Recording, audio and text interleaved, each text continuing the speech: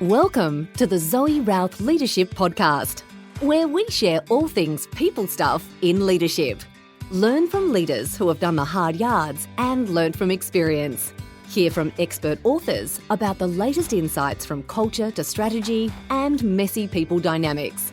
Get tips and insights from multiple award-winning author and leadership expert herself, Zoe Routh. Now, on with the show. Hey, it's Zoe Routh, your friendly neighborhood leadership expert, and I have a question for you. Are you ready for the future of work? Have you got the empathy skills needed in order to navigate it successfully? Before we get into introducing the guest, I want to tell you a little bit about myself because I like to think I'm ready for the future of work. I'm like a explorer of the leadership landscape. I consider myself to be a team navigator, and I work with teams and leaders to move from frustrated and stuck to stuck in endless conversations going nowhere fast to being high energy, fast-flowing high performers. That's kind of what I do. Now, what my guest does is also really exciting. Her name is Sophie Wade. She is a work futurist, an international keynote speaker, author, and a dead set legend. I absolutely love this interview. It was all about the application of empathy as a solution-making tool to all the challenges of the future of work. We have quite an extended conversation about generations at work, the environments that the Gen Z, she calls them Gen Z because she's living in the US, Gen Z, Gen Z, the millennials all have come from a different world environment, and they have different expectations and the conflict that it causes. Empathy is the way through that.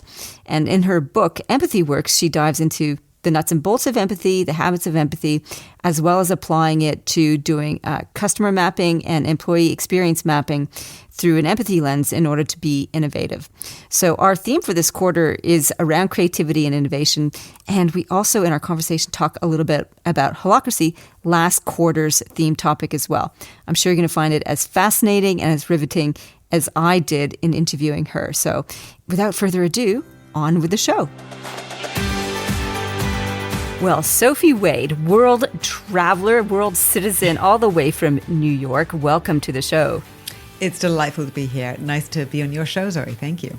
And I've been digging into your own podcast, which I've been finding fabulous, thorough, and comprehensive, and really enjoying the future of work content that you're putting in there, because I think we need to discuss it and dive into it a lot right now because we've had an upending of so many of our norms, expectations, and so on in the world. And you've got this new book out called Empathy Works. And I love empathy as an entree point to the future of work. So I'm really excited to be digging into that. Now, before we get to that, though, I love to hear people's background story of how you ended up, A, in New York after living around the world, and B, in this line of work. In this line of work, well, it's an interesting journey. I studied science at A-levels, didn't want to do that at college, so I studied Chinese at university, and then, which was, at English university you can only do one subject, and so I had to choose something very different. And then it's Chinese, culture, history, philosophy, poetry, everything, absolutely fascinating. So then I went and I lived in Hong Kong, on and off for 5 years. And that was really, really interesting. It wasn't actually doing anything to do with the culture at that point. I was doing stuff to do with finance and then on the launch of Star TV. But it was a very, very interesting experience. But that started me on a journey around the world, living and working in different places. And that's where I really learned to assimilate, to understand other people and understand other cultures. And it started off in Hong Kong when I was sort of sitting there and sitting up all British and proper with my chopsticks, and the rice was falling everywhere. And, the Chinese were leaning over their bowls and scooping up the rice and being very neat and tidy. And other different elements of etiquette, which I had somehow thought of as being objective and not subjective. I realized that what I knew was just what I knew, and it was just, there were so many other ways to live and be and work, and that has been my journey. So I think that's ultimately, fast forward to where we are now, is trying to sort of understanding the world of work, because I've never had one way of working that has been, if I lived in Germany where everybody gets there at 9 o'clock and leaves at 5 o'clock.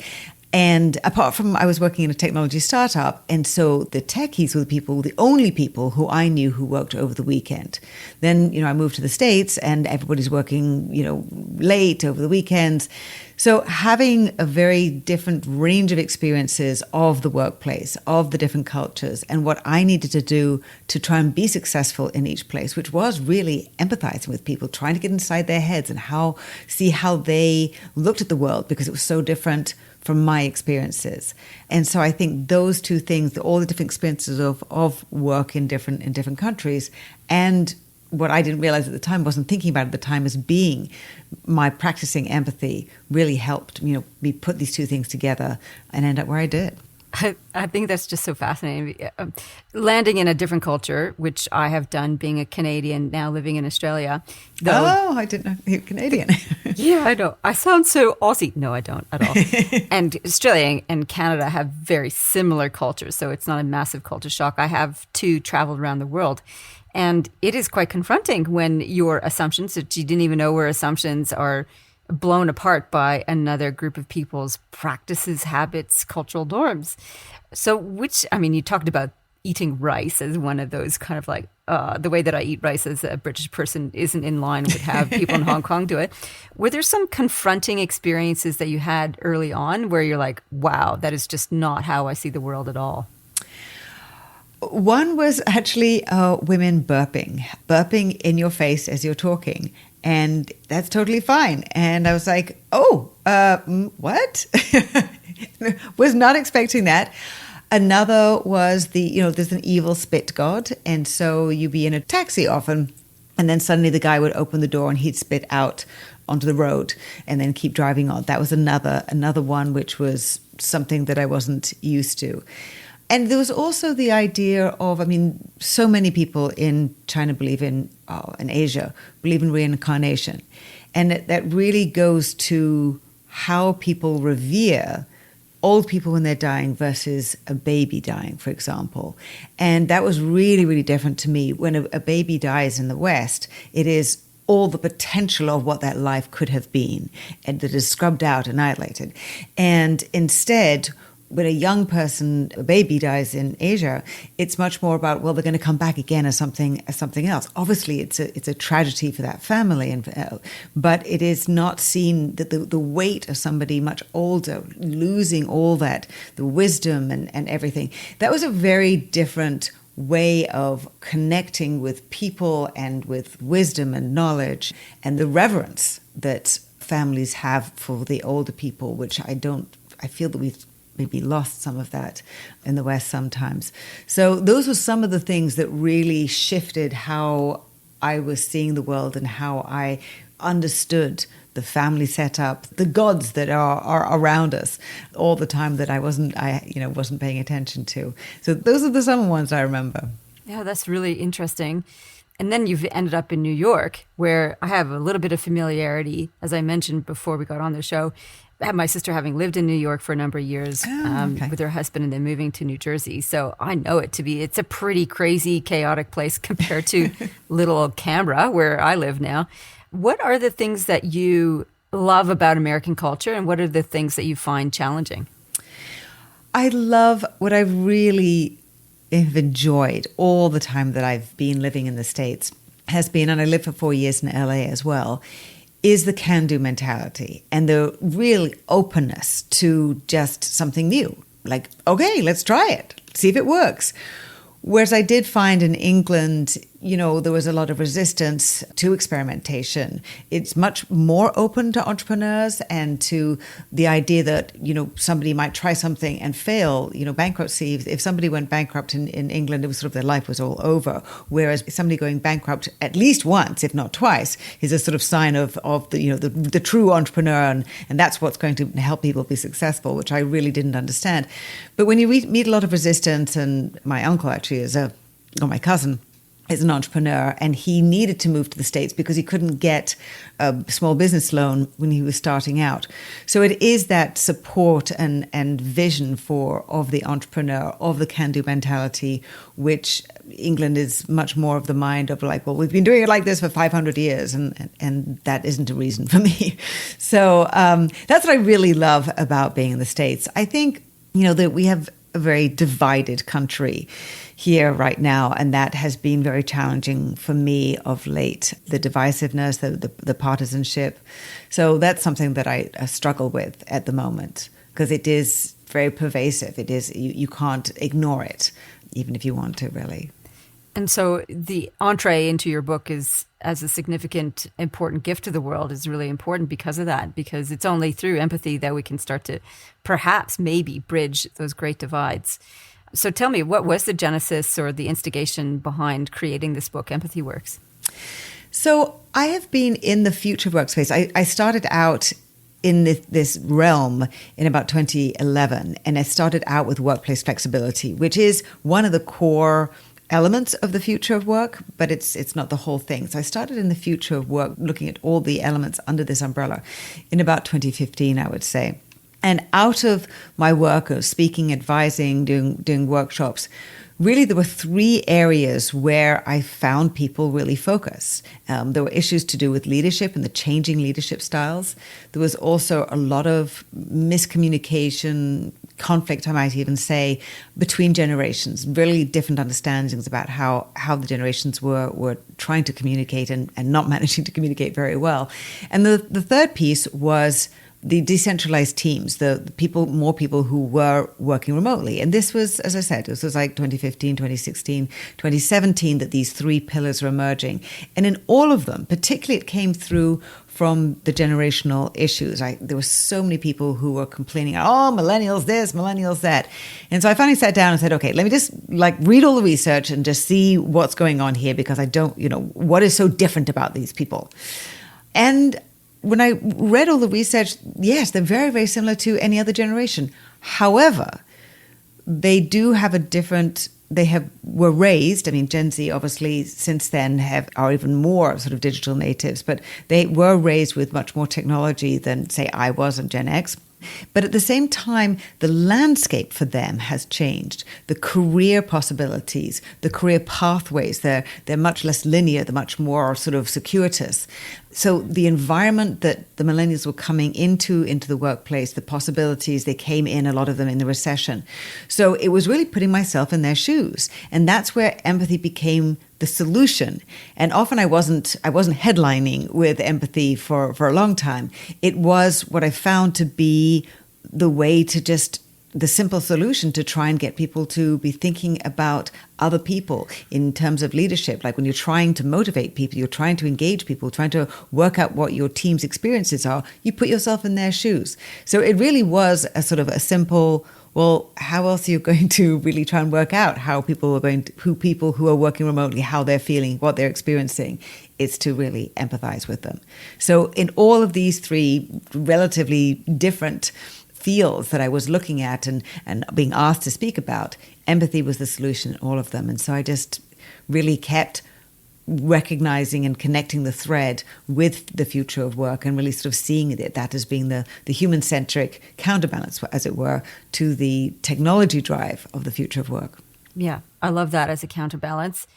So let's dig into a little bit about the generational differences, because it is significant and it's still ongoing. The pervasive thought bubble that millennials have a sense of entitlement. They want to be fast forwarded and fast tracked on their careers. That's some of the understandings, I guess, biases against millennials. So what do millennials or Gen Zs or Gen Zers, if you're American, what is it that they want at work? Well, when it comes to, for example, let's just go to one particular point that you mentioned in terms of be fast-tracked. So there was an article that came out of the Wall Street Journal, I think in May 2019, which said that the graduating class of May 2019 were going to be coming into the workplace with the work that they were going to be doing, which was going to be 3 to 4 years more advanced than the generations before them. So the type of work that they're doing, the sophistication that the work that they're doing, the complexity of the things that are expected of them, a lot of the boring work has been automated away, and what's left is more difficult. So if we think about, and the pace of work has changed, the pace of work has sped up even before the pandemic, even before we had the accelerating factor of all the technology that was implemented during the pandemic. Things had already sped up. The nature of work had already been changing. And therefore, it is natural, I would posit, for people to be advancing at a faster pace because work is happening faster. What people are doing is, they're advancing faster because they're doing more complicated work. So I think if we sort of look at the situation that people are in and also how they're being parented. There are a lot of the complaints about how the millennials and Gen Zs are, coming to the work and they're speaking up, they're advocating for themselves, they're, looking at things logically. Well, if we can work differently, why aren't we? A lot of those things, what they're being taught in school and being taught by their parents.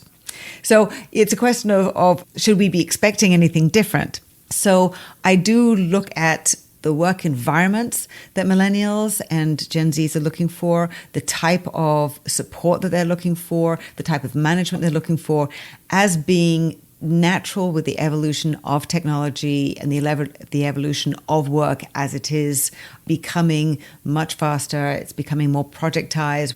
The project economy has arrived, as HBR said in their last issue of 2021.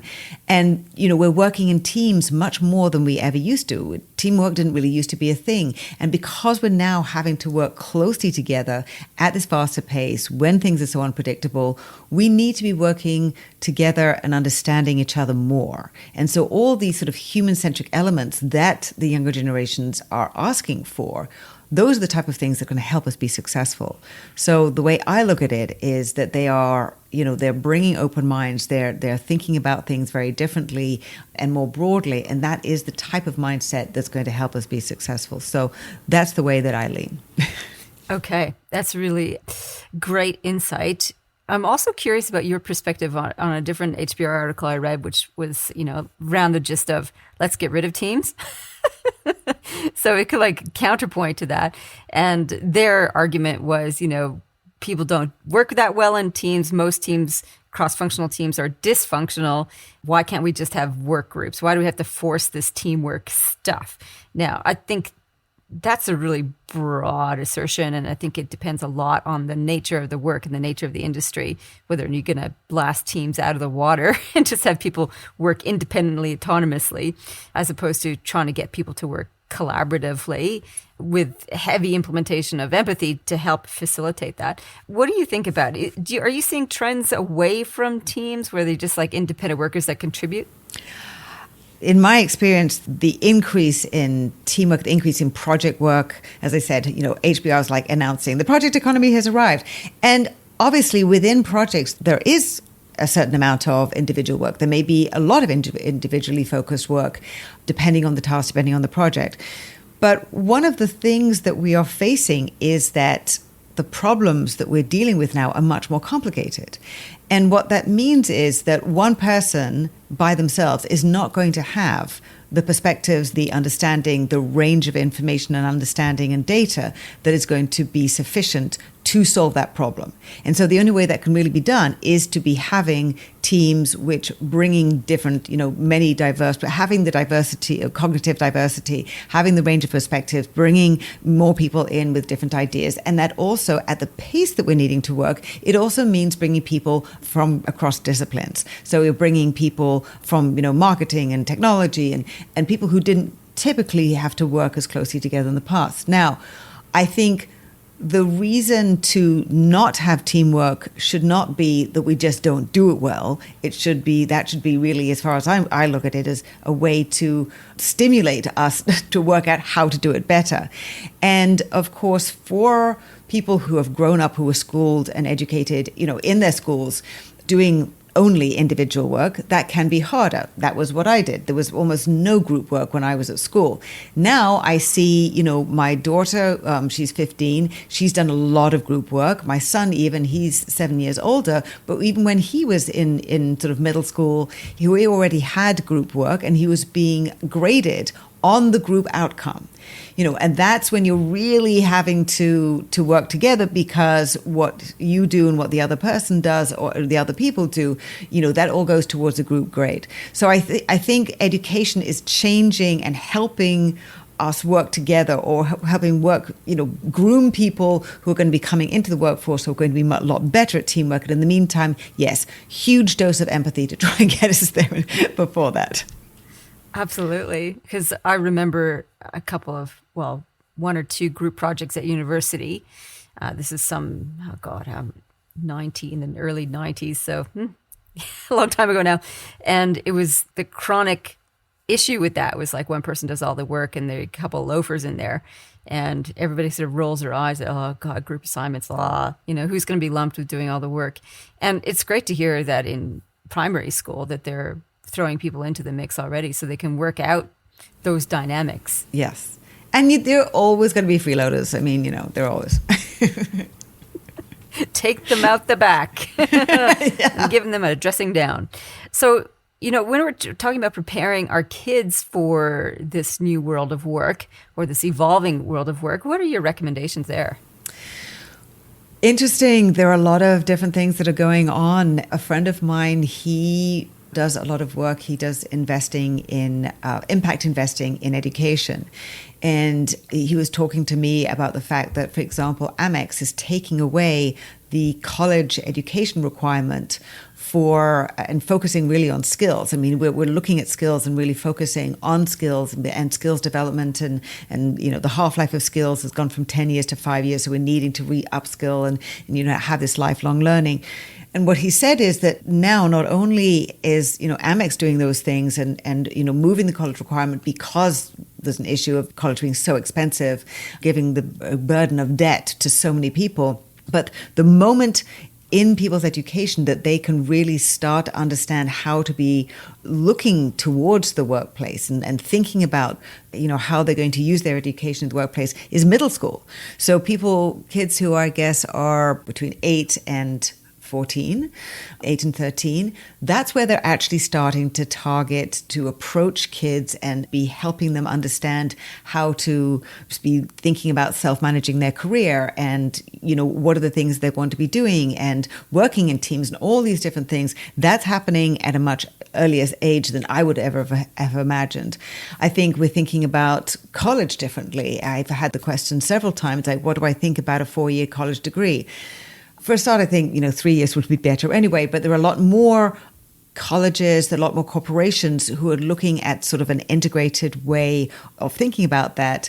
And the education that a lot of people are getting at college is very static. And by the time you've sort of started in year 1, by the time you got to year 3 or year 4, everything has moved on so far.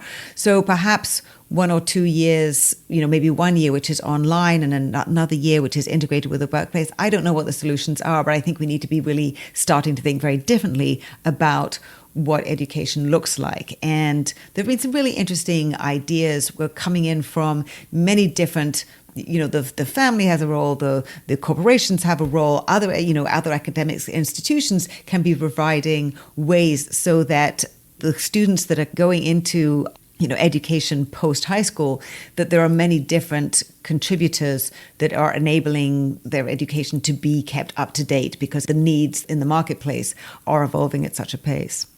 It is a distinct challenge, this whole higher education, university sector, college sector.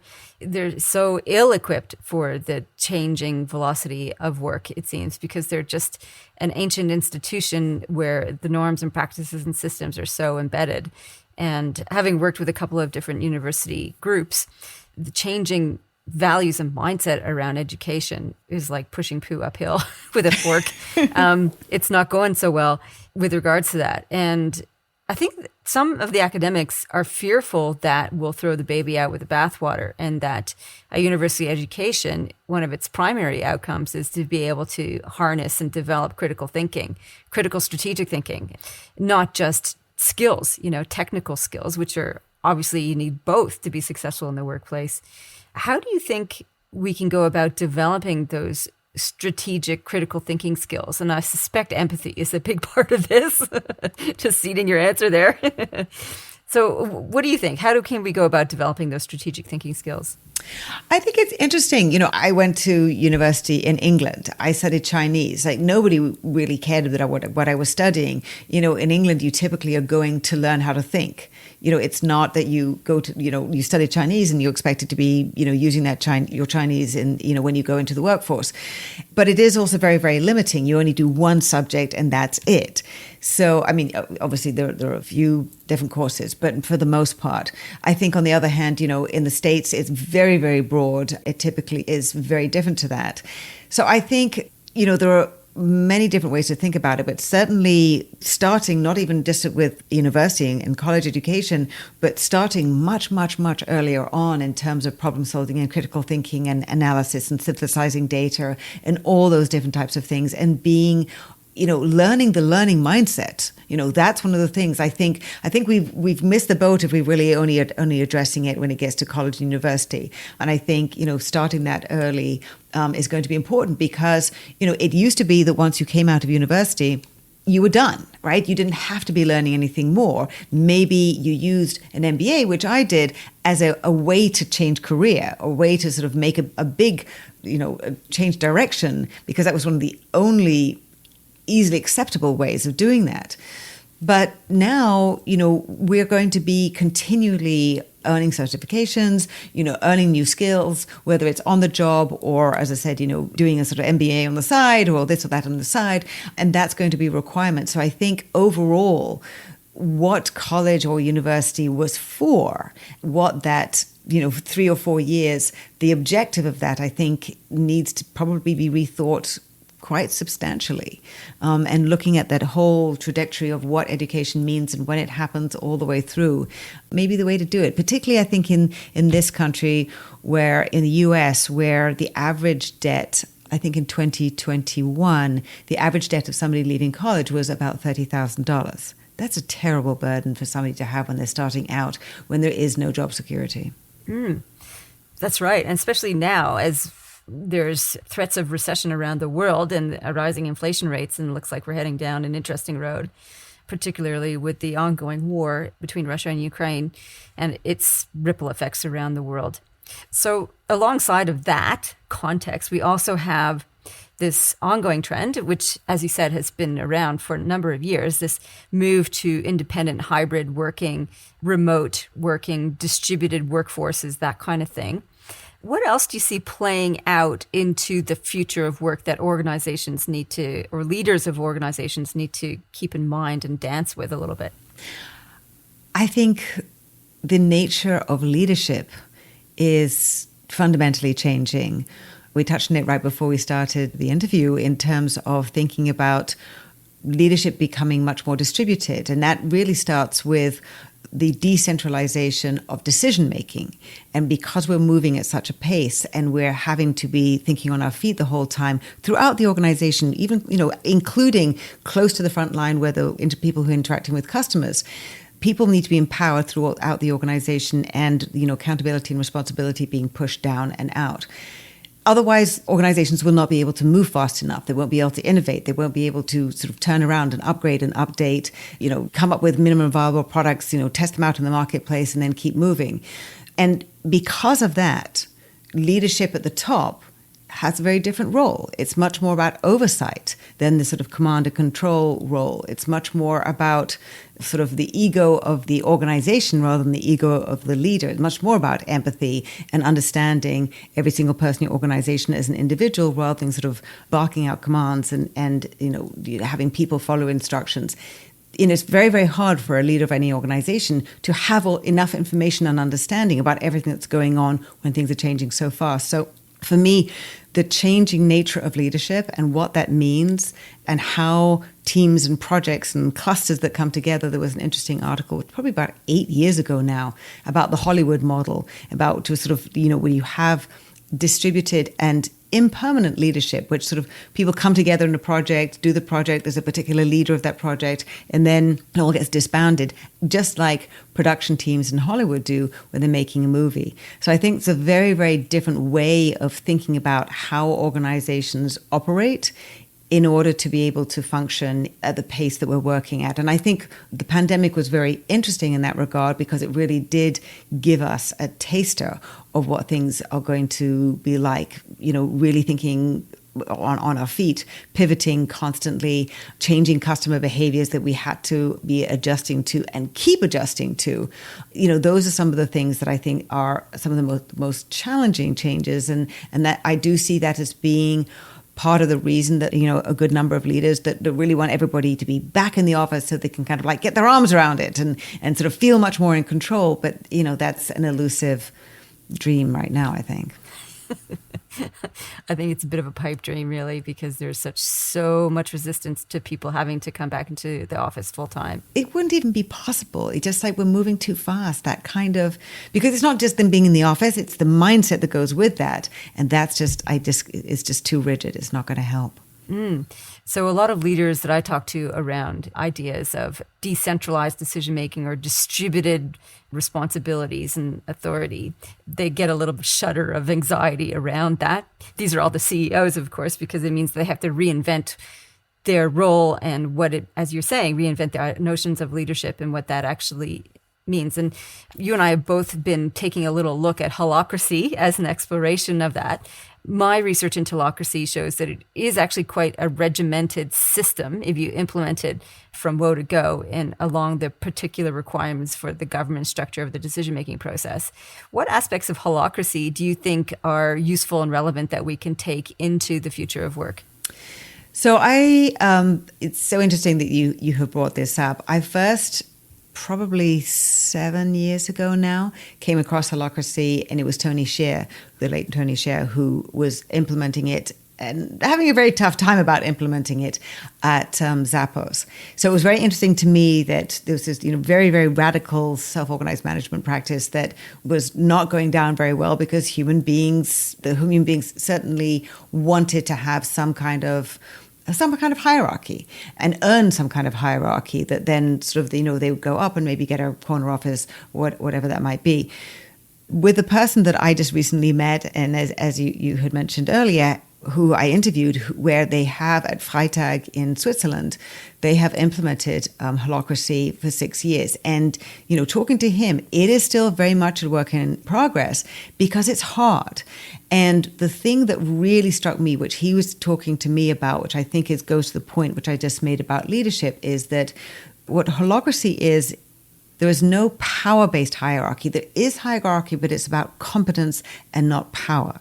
And so that's the conversation that they're continuing to have, is about the essence of leadership. So the question for me about when we're looking towards the future of work and we're looking to see, because every company can organize themselves different, there are principles, not best practices, as far as I see it, because every organization is made up of different people who have different needs and wants and desires and skills and talents. And so each company is going to be different in terms of what works best for them. But thinking about how they're going to organize themselves and what leadership means and how they're going to accomplish their work, how much project work there is, and how they're best going to be able to do that. That's where I see this question of, can holacracy, which has many different forms. In fact, Freitag are apparently, the way what he said is that it's much more like the original, I think, constitution. They said that there's a new holacracy constitution that's come out, and they are using sort of one of the older versions of it that has just come out. So I think it is a very interesting thing to be thinking about as we're trying to contemplate what type of new flexible frameworks. We need more flexible frameworks than rigid structures in order to be able to move forward, as far as I'm concerned, to be successful in this fast evolving workplace that we are dealing with now. I think the fast, flexible frameworks is a really critical aspect of this. And alongside it is something I feel is a bit of an anchor or a drag against it. And that's how difficult it is to evolve people's leadership maturity in a fast and flexible way. The whole idea of giving up power, as you discussed, is a central issue. Power and status are hallmarks of earlier stages of leadership maturity. And in my observations and thinking about this, it's only when we get into later stages that those drivers get toned down or dealt with or metabolized a little bit better, that we can actually move into distributed authority, like something of holacracy, where the power dynamics are more in check because people are more mature and self-aware and don't need that kind of exercise of power and status in order to fill their ego development needs, that we've moved beyond that. So it is, I think, part of the challenge for us that we have multi-generations that haven't evolved through these later stages. And the fact, for example, in the United States, that we have this polarized conversation, it also exists here in Australia too, around different aspects, different value propositions, is typical of different worldviews that are competing against one another. And I think this is why your book is so timely, Empathy Works, because it's only through empathy that we will be able to sit and walk in somebody else's shoes and get beyond our own power dynamics in order to make these things work effectively. So that was more of a soliloquy than a question. So I apologize for that. But it was lovely. It was lovely. I completely agree with that. It did make me think of the quote from Lao Tzu, which I'm going to completely butcher. But essentially, Lao Tzu says, the best leaders, the people underneath the best leaders, do not even realize that they were being led, that they actually think that they do it themselves. So the best leaders actually sort of work themselves out of a job. And I think that's a sort of very interesting way to think about it. Again, very challenging. And I truly empathize with people who've been leading in a particular way, and now everything's shaken up, and that's not only not going to fit, it's just not going to work anymore. And that's really hard to be, when you've been doing something the same way for 20, 30 years, to really have to be shaken up in a dramatic way is not easy at all. No, it's called growth, and it's uncomfortable and destabilizing. And it's hard to put yourself into that. Yeah. So if people were to walk away with something practical and that they can really lean into now from our discussion, what is your suggestion for people to go ahead and do or think? So, the book, does talk about empathy at the highest level and why we need it, and sort of a customer journey, the customer experiences, as well as the employee journey, employee experiences as a sort of framework. But I really get down very quickly to empathy habits. And so I'm really always thinking about trying to put yourself in the other person's shoes, trying to understand how they think and see the world, and then also how they feel about a particular experience. So it ends up, at a very practical level on a daily basis, what is somebody thinking? And what are they saying? And do you really understand what they're saying? Because the words that are coming out of their mouth, you may have a very different understanding of what those words mean. We come from such different backgrounds and cultures and just but among generations.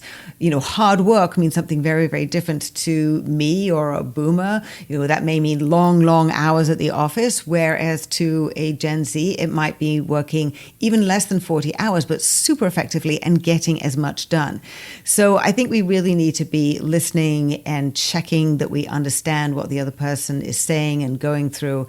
And that's in every interaction, personal and professional. And that's really going to help us get through what we need to get through. And, it's going to take several years. So I think that's a good place to start. Love it. So really querying and being curious about what you think people are thinking and feeling, and also being curious about what you yourself are thinking and feeling. Absolutely. It starts with us first, because if we have no understanding of ourselves, we can't possibly understand other people. So yes, and that's a tiny little detail, but very well put. A big one. Sophie, where can people find out a little bit more about you online and around the traps? SophieWade.com is a place where everything is centralized. I also some courses of mine on LinkedIn, which are very useful. Also, a couple of them are empathy focused and future of work skills. But SophieWade.com links to my company, Flexel Network, and there's a lot of writing that I have done in addition to the book, which is about the future of work, about remote and hybrid, and just trying to be successful as we're thinking about where the workplace is going and thinking about leadership differently as well. So thank you. That's the place to go. SophieWade.com, and the name of your own podcast as well, so we can shout out to yes listeners. Thank you. Transforming Work with Sophie Wade. And that's just a lot of different people who have some very interesting perspectives that are doing things differently and thinking about things differently, that's going to be helpful for people's transformation into the future of work. Fabulous. Sophie, this has been fantastic. I love talking about leadership and the future of work. So this has been really robust and helpful. And thank you so much for coming on the show. Zoe, it's been my absolute pleasure. Love the conversation. Thank you very much. I'm sure you can tell how much I enjoyed that interview. I love riffing on the future of work, all things future focused, and of course, empathy and compassion, which we didn't talk about, as central to what we need to do as leaders moving forward. And the reason we didn't talk about empathy versus compassion is because when I asked Sophie that question before we hit record, she's like, I don't even go there because the definitions are so conflicting and it's not helpful. What we need is more of one or the other or both, really. So people caring about what other people think and feel. So empathy versus compassion, not in the discussion. What is in the discussion that I think is useful to take away is to really think about our challenges moving forward and to really be curious about that and to use empathy as our gateway tool to understanding our customers, our staff, our situation, and really being able to navigate that better, because it's only in empathizing, it's only in understanding where people are coming from, what their perspective is, that we can start to build those bridges. And we can drop our judgment, we can drop our polarized conversations, and we can have better interactions, better collaborative solution making for the challenges that we face. This is essentially what we need. We don't need more wars. We don't need more walls. We need more bridges. Let's do that. Well, if you've been inspired by the conversation, send us an email, zoe@zoerouth.com. Make a comment on our podcast page or on our LinkedIn page, or just generally pass on the good information. Share with somebody else what you've learned, the insights that you've enjoyed. Pick up Sophie's book. Go for it. Take some action based on this conversation. The action that I am going to take based on this conversation is so much here. I'm going to reread Empathy Works. I think it's a fabulous book and it deserves more people to pick it up and implement the strategies within it. So if you're not that familiar with how to develop empathy, good starting place. And if you're really interested in expanding how to be more flexible, the book also offers that. So that's my key takeaway from our conversation. If you're interested in expanding your leadership perspective, this show, like all of our episodes, is brought to you by Amplifiers. It's our advanced leadership training program for CEOs, managing directors, and senior executives. And it's about building on the fundamentals of the 4 key skills of advanced leadership, which is leading change, leading performance, leading culture, and leading strategy. Fundamental to all of that, of course, are people skills, which central to that is empathy, of course. So if you're ready to embrace complexity, really want to amplify the difference that you're making in the world, in your team, in your organization, then this group is for you. We stretch thinking, we practice new skills, and we look for new insights around the future of work, the challenges that we're facing collectively and individually in our personal worlds as well as our professional worlds. It's a great place to get into the company of like-minded leaders. So check us out. Go to zoerouth.com, click on programs, click on amplifiers, and scoot around there and find out a little bit more about it. We also have regular intro sessions, little taster appetizers that I run free webinars online. Just go to zoerouth.com, click on programs, click on events, and you'll see what we have coming up for you. In the meantime, you know what to do. Live well, lead well. You've been listening to the Zoe Routh Leadership Podcast with leadership expert Zoe Routh. For more about people stuff and to contact Zoe, go to zoerouth.com.